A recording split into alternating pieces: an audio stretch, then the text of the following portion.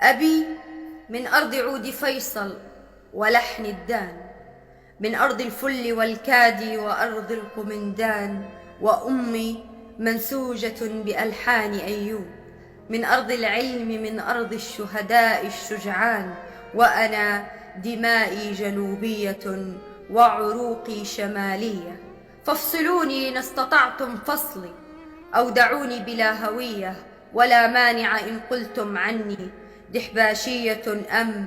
قنوبية، فما هي إلا ألقاب نحن وضعناها ورسمنا بها حدودنا الوهمية. أو قولوا عني بأني لا أمثلكم، أو انسبوني مثلا لجماعة إرهابية، قولوا عني ما شئتم، لأني سأبقى في نظر التاريخ امرأة يمنية. أنا نصفي جنوبي ونصفي شمالي، وهي كلها أرضي،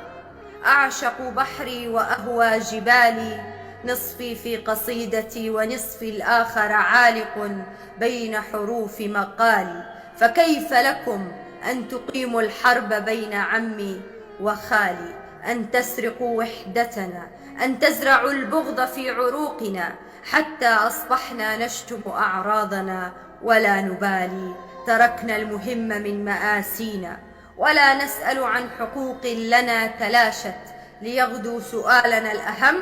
هل أنت وحدوي أم انفصالي؟ مهاجر أنا في وطني، مهاجر أنا في وطني، ونازح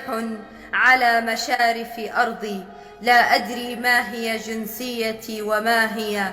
أقداري، فإن كنتم تستطيعون فصلها فافصلوا بلادي، ولكن أخبروني كيف ستفصلون أبي وأمي